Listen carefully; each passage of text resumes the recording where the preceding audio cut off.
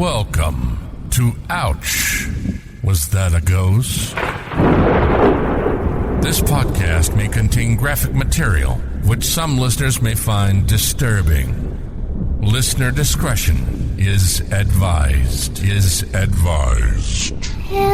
me. Now that we covered that, here's your host, Liz.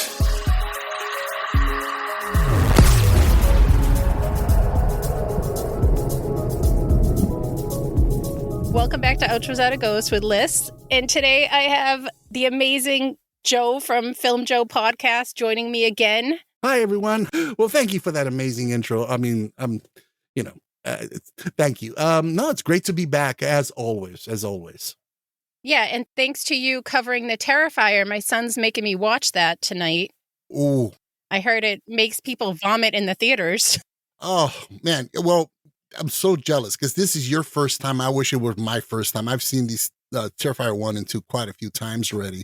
You're in for a treat. Now, if you have a weak stomach, yeah, it'll definitely encourage you to regurgitate your breakfast. So no popcorn during watching this one? Well, popcorn maybe. Cold cuts, no. Ah, come on. It's not cannibalism, you said, though, right? Because those are, No. I can't do cannibalism and I can't do maggots. What was that movie? The Ghost Ship, I think, when they had the can of beans and it all like turned into maggots and I couldn't eat beans for like a year. No maggots here. Just a lot of carnage and dismemberment.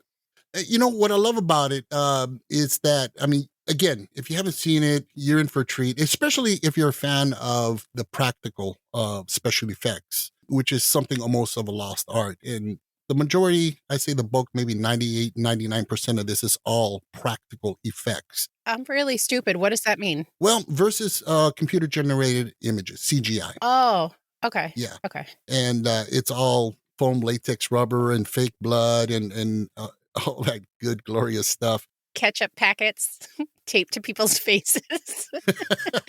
Yeah, it's amazing. The effects in this are top shelf. And I think what sets this one apart from other quote unquote horror films of this current era is that, for example, you got a shot of somebody getting a meat cleaver to the face.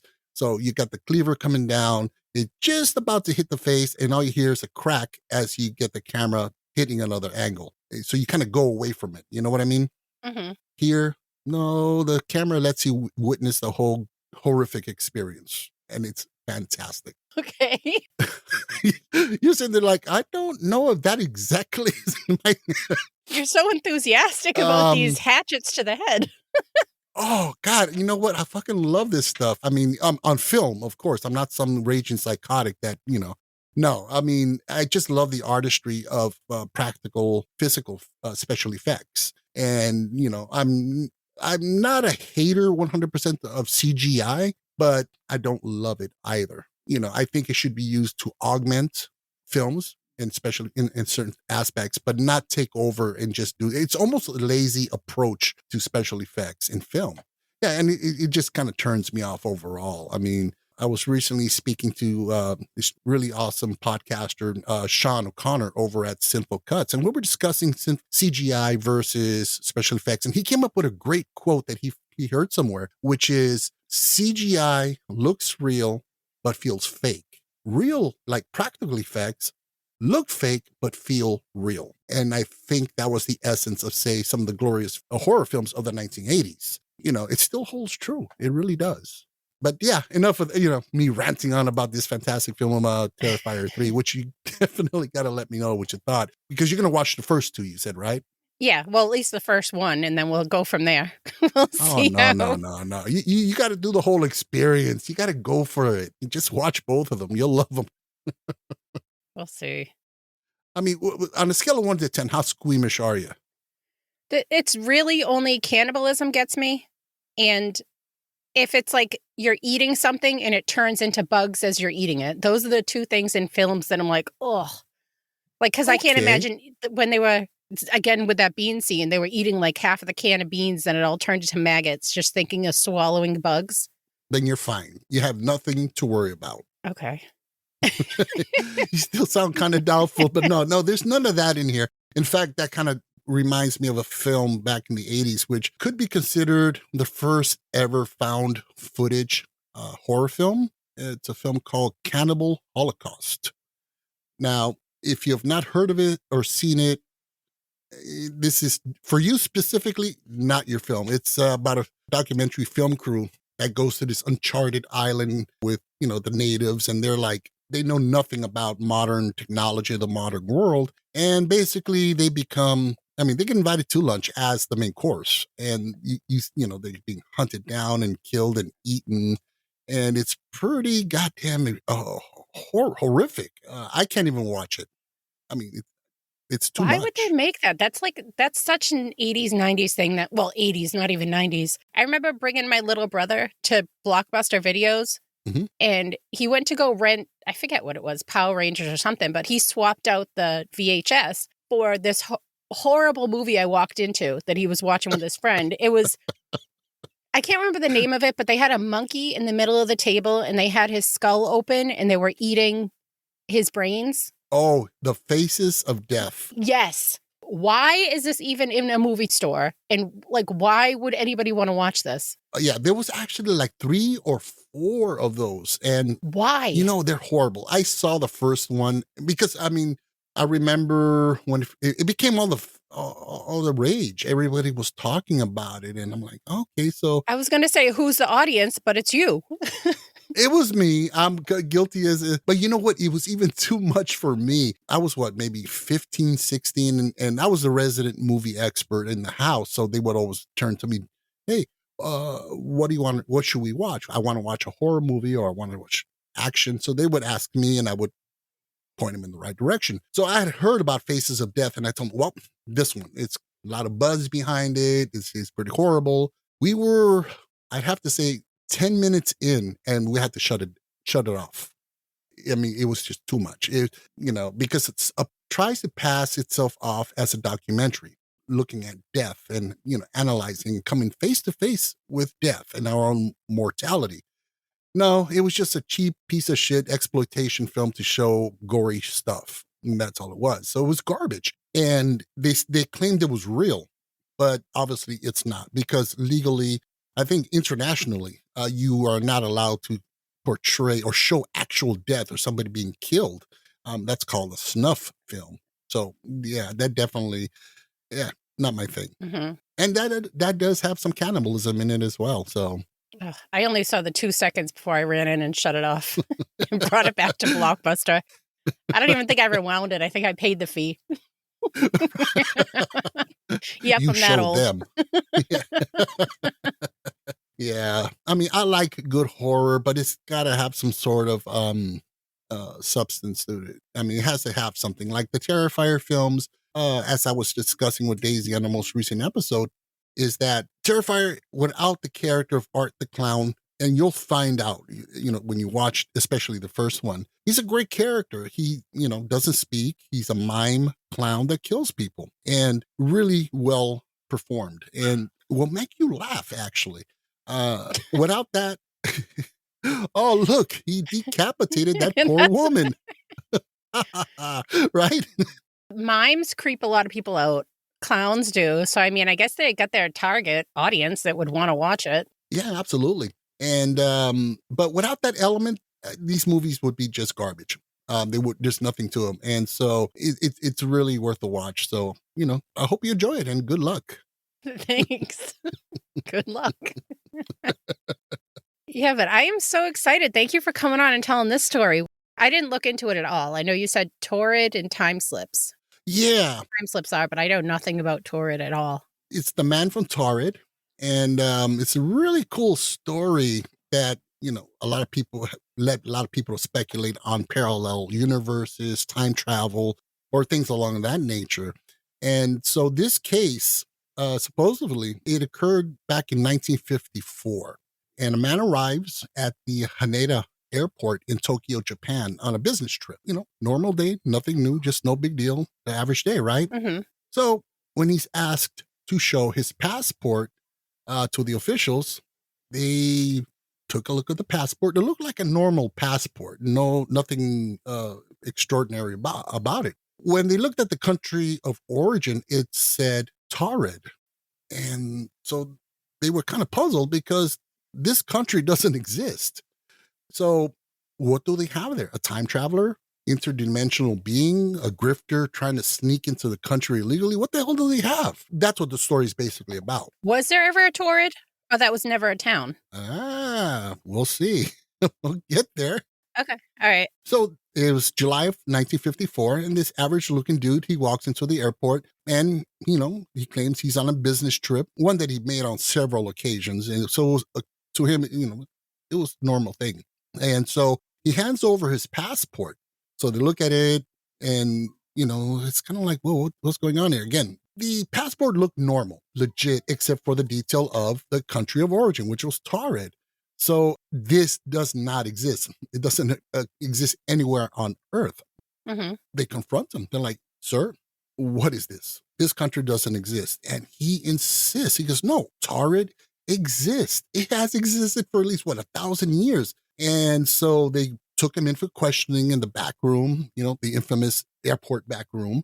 And so they talked to him and they tried to get this information out of him. Where is he really from? He continues to stick with his story that he is from Taured.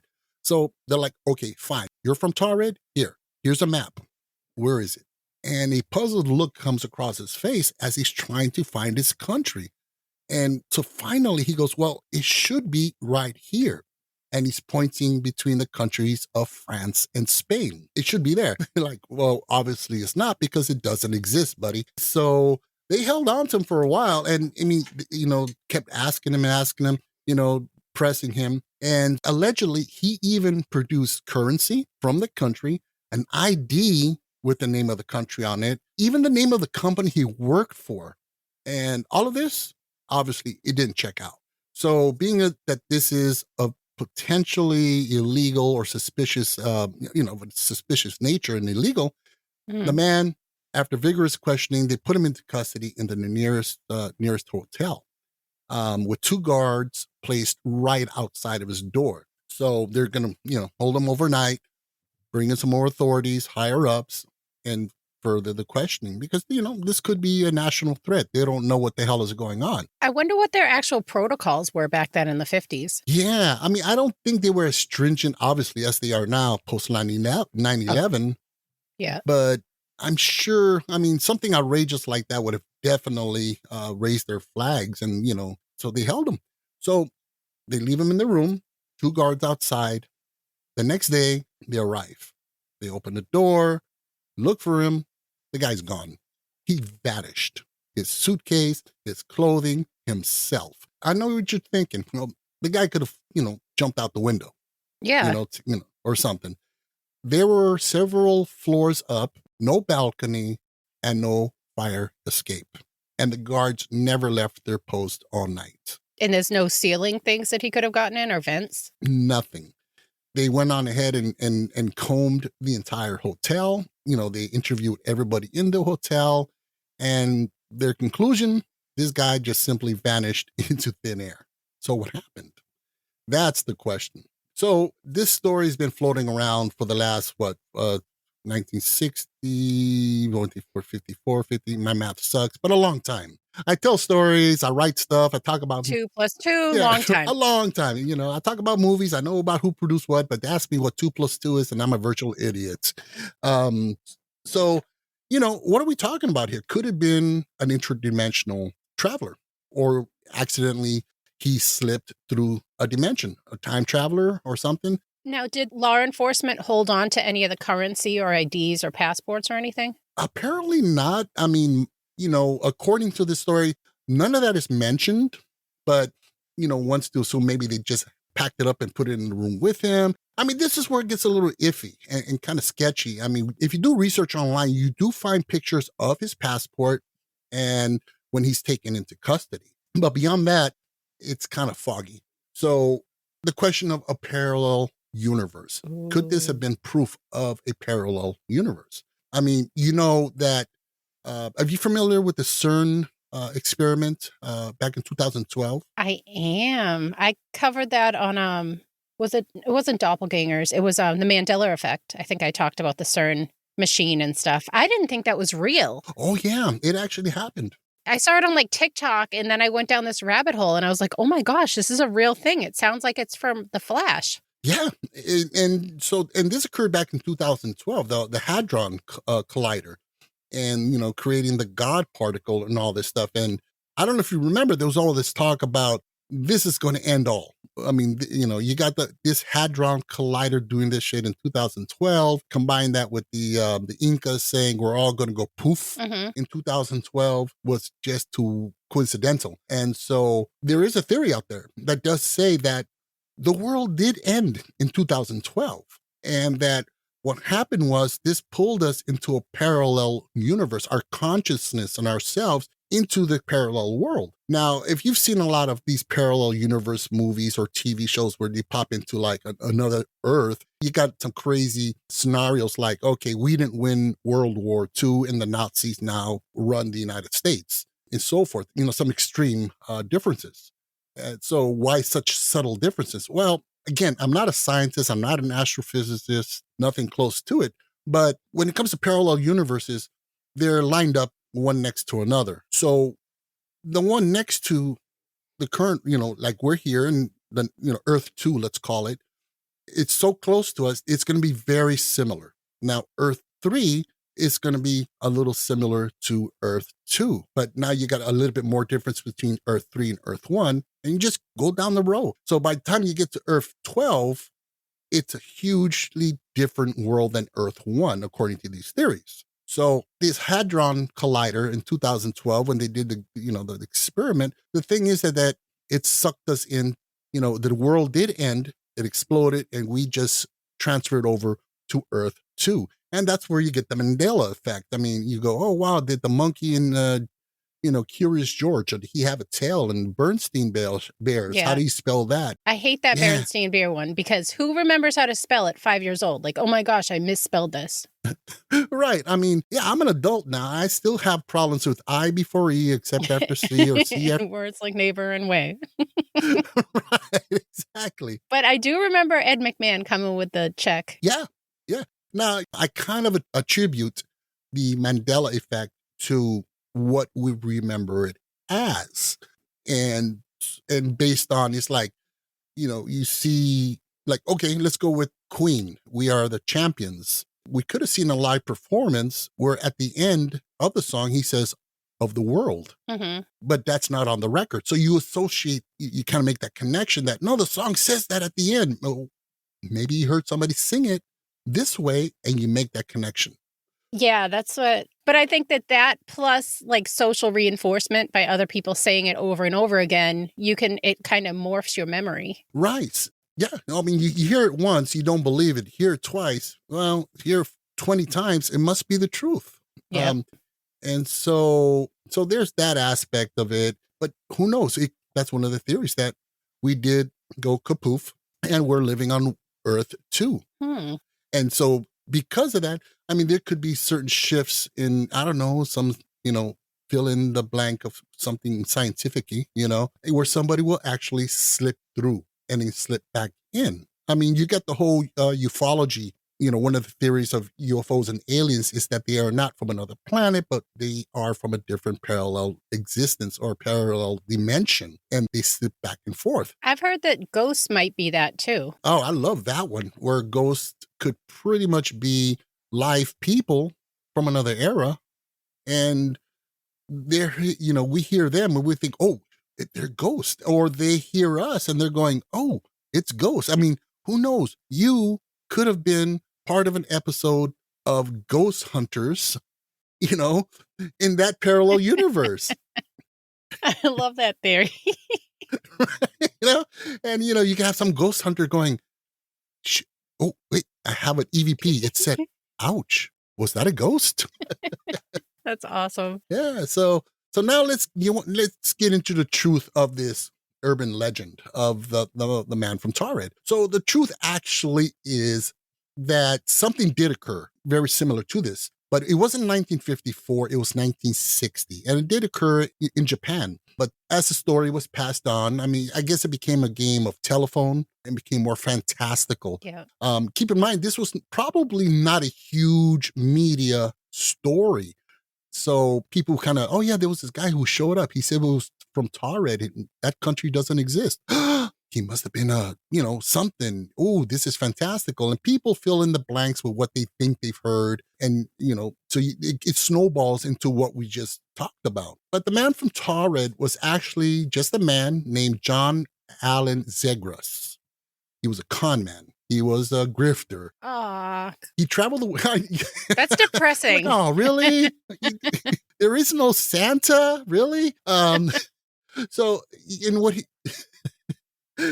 he would travel the world with ease using these fake documents from this country, Taured. And so what he would do simply is when he was questioned about the passport's authenticity, he would just invite him to, bite the officials, just read this on the bottom. And it said, Rik Uka Akra Negresi Habisi Twarp Tuwarpa. Oh, well, that clears it up. Well, okay, we got you. And I guess he said it with such authenticity and such conviction that they're like, nobody can make shit like that up. It must be real. So they would accept it. So he actually traveled all over the world with this passport. And it wasn't until he entered Japan in 1959 with his Korean wife, where they stayed for a while, and eventually they had money issues and, running out of money. So he started to write bogus checks in a total amount of like 200,000 yen, which is about $15,000 today. Mm-hmm. So they tracked him down and they finally arrested him in, 1960 for fraudulent checks. See, I'm telling you, my tongue does not work sometimes. And he was sentenced to a year in prison. So at this point, he finds out he's gonna be in jail for a year. So he tries to commit suicide. Luckily, he was unsuccessful. And he did serve his year in jail. But in the meantime, he came up with these fantastical, stories that he worked for the FBI, the CIA, that he was an agent for this, and he was part of this experiment. And they just said, yeah, buddy, you only got 6 months to go. Shut up, And so. I love that, though. Like, the people back then had such a great, it's not, they didn't use it for good reasons, but like, you know what I mean? Like H.H. Holmes being so innovative with like how he kills, or like these con men that are like so ahead of their time and like conning people and coming up with these big elaborate theories and making the documents. I love it. Oh, it's great. If you love stuff like that, you have to watch, there's a Steven Spielberg film called Catch Me If You Can. That one stresses me out. I've watched it before because I'm like, he's going to get caught. He's going to get caught. Like, I could not be a con man because you have to have that fake confidence walking in. Nerves of steel. Yeah, and that's not me. I would hate it. I'd have like a heart attack just being so stressed out. No, you're like, really? I'm from Taured. No, you're not. Okay, you got me. Fine, that's it. I stole candy when I was 7. Lock me up. So, again, it's, and he actually he kind of disappeared, into obscurity. He just faded away and lived this life, and that was it. So, and I guess probably because it was such a small story, and by the time people caught on to this, there was no real way of corroborating the story. They couldn't find him. Some of the people were probably dead by the time they got to this. And so, yeah, it's still, nonetheless, it is a pretty incredible story. And I think it's worthy of making this into a movie or something. It's pretty cool. Yeah. Do you think he spent the rest of his years just making fake IDs for kids to go buy beer? Right. Hey, he had to make a living, right? There you go. He says, hey, you want to get that sixer of Pabst Blue Ribbon? I'll get you your ID, Oh, that's so interesting, though. Yeah, no, I love that. Yeah, it's pretty cool. Now, I got one more story, and this, it's a short one, but again, it has to do with this whole time, space continuum, universes, and all this kind of stuff. And it deals with time slips. Now, and there are several documented cases that obviously can't be corroborated because a lot of these stories are from one or two people. And, you don't know if to believe them or throw a straitjacket on them. You don't know. So there's no real physical proof. But this one story, which is fascinating, this occurred back in July of, it must have been 96, I think it was. And it was an off-duty police officer in the UK. And he was on his way to, I guess, this shopping area, and he was supposed to meet his wife at this one spot. And so he gets there, and I guess, they're supposed to meet at Dylan's bookshop. And so he gets there, and he's crossing the street. He sees Dylan's bookshop right in front of him across the street. He starts to cross the street, and right in the middle, he almost gets hit by a truck. It was a 1940s or 50s pickup truck, which he found kind of odd, but, hey, who knows? Probably, it's an older truck or whatever. And it had the name on the side of some old store that he'd never heard of. Mm-hmm. Well, he proceeds to cross the street, and when he looks up, it's not Dylan's anymore. It's called Cripps, Cripps. And he's like, what's going on here? And he turns around, and the street looks old. You got older vehicles, people dressed in 40s or 50s attire. And he's kind of wigging out here. And he's like, whoa, what's going on? And he turns and he sees a woman walking towards Cripps. And she's wearing modern day clothing. So he's like, okay, she must know what the hell is going on. And so he turns around, makes sure he doesn't get hit by another truck, turns back around. It's no longer Cripps, it's Dylan's again. And he's back in 1996. And okay, this is pretty strange. So he meets with his wife, and they're discussing, their day. He goes, the strangest thing happened to me. And he tells her the story. And he says, yeah, and it had some name on here that I'd never heard of. It was called Cripps. And at first she was like, well, he probably had made, one pint of beer too much or something. But when he says Cripps, she freezes and she looks at him and she says, this used to be a Cripps back in the 40s and the 50s. And pretty much that's the story. And he went on ahead and told other people. And now this is not urban legend. This is an actual case or a story that has been floating around for a while. And it is pretty fascinating. See, I want to fully believe it because I love time slips. I think they're the coolest things. Yeah. But there was no signs or anything anywhere, or he couldn't have heard anything that would have influenced his vision, I guess. Yeah, that's always a possibility. I mean, but when I was doing research, there's 10 cases where people, they go to this one guy, he went to a baseball game and he's watching a game that was from 80 years before. Another guy during war, he's on the battleground. He ends up 300 years in the past. Another person, another story was some guy ends up in the future with UFOs. Wow. So there's a lot of really crazy cases out there of time slips. Do any present day time slips that don't go back, but you just said that there were ones that go in the future? Well, that kind of really it's interesting. Because that opens up the whole rabbit hole, whole new can of worms. If somebody time slip into the past, say 50 years, and then they slip back in a couple of minutes later, okay. But if he slips back to the 1920s and stays there, what happens to our present time? Does that change the timeline? The whole butterfly effect. This guy, maybe 2 years later, he was going to discover the cure for cancer or prevent World War III. But now he's in 1920. He no longer exists now. And there's our demise. Kind of does really make the mind explode a bit, Yeah, no, definitely. Have there been any, in the present ones, somebody's present day time slip, that stays in this present? Well, you do have these cases. If you go on YouTube or you just Google this stuff, you'll find people who claim that they were, they're from the future or they're from the past and they're here now. And stories I've read where say, I came from 1940 and now I'm here and I'm stuck here. But because I ceased to exist then, here I am now. And the future would have been this had I stayed. It just blows your mind, these stories out there. But again, you don't know if these guys, belong in a science, lab to be studied or in a room with padded walls. Yeah. It's hard to tell. Because how can we prove what we cannot prove? It's tough. There is one theory that time slips occur near black holes, where there's an intense gravity that causes a significant warping of its space-time. And that can cause a sudden shift in the observer's perspective or perception of space and time, and leading to the sensation of this phenomenon called time slip. One can also say, okay, what about deja vu or pansamnesia? That's also another thing. I mean, could that be a time slip where you go, whoa, you time slipped to the future and then you went back to the past.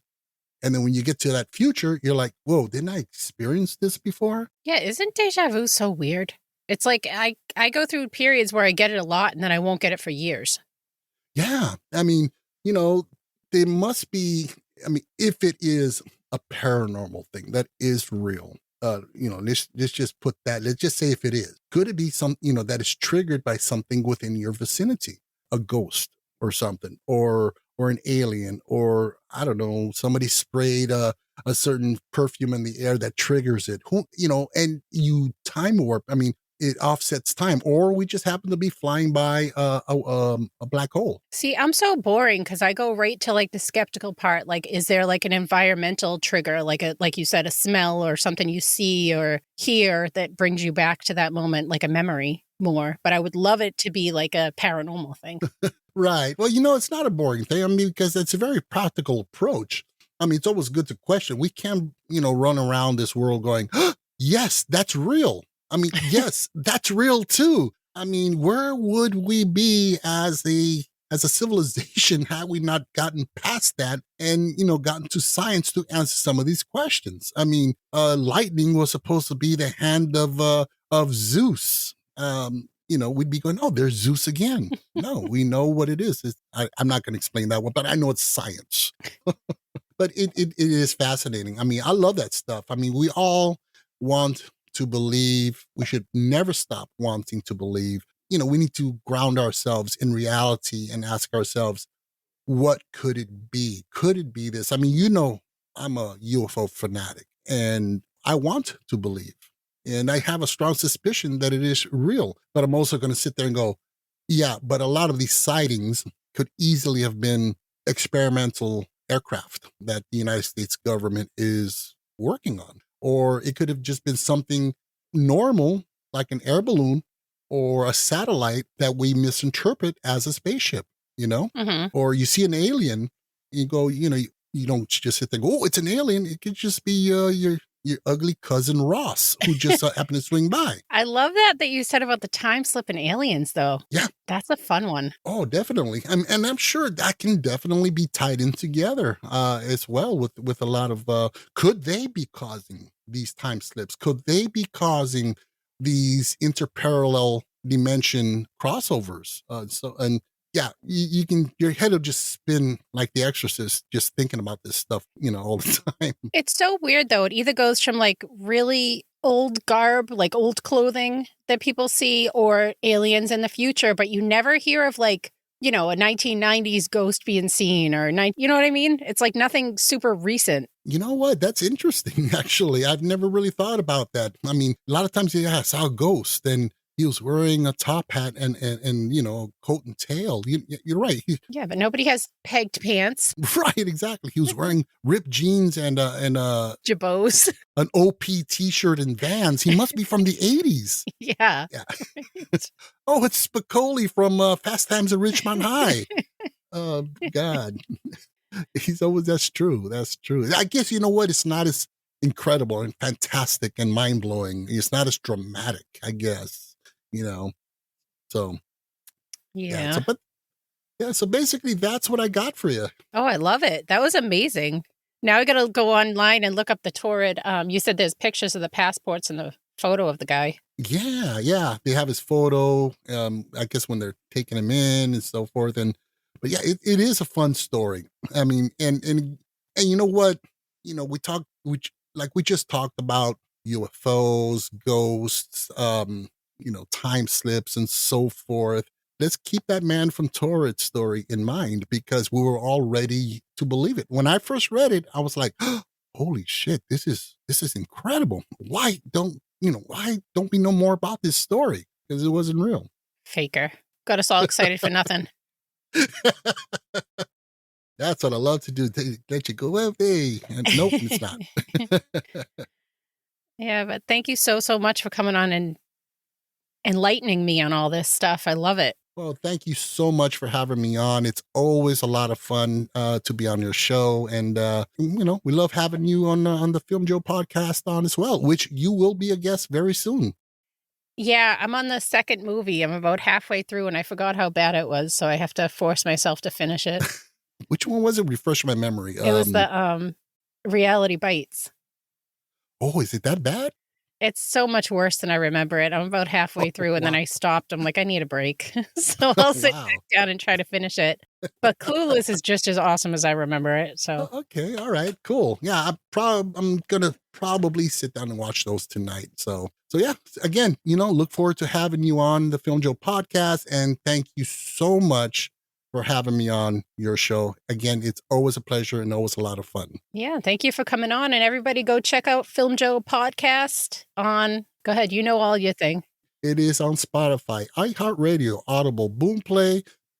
Okay, I forgot. Or you know what, wherever you get your podcast fix, that's where we are. But for sure, you'll find us on Spotify. And we have a YouTube channel as well, so you can check us out there. Ooh. All right. Well, thank you for coming on. Thank you. Bye. Thank you for listening. If you need more content or just want to help support the podcast, head on over to patreon.com and search Ouch, Was That a Ghost? If you need some snazzy merch, you can find it at crowdmade.com by searching Ouch, Was That a Ghost?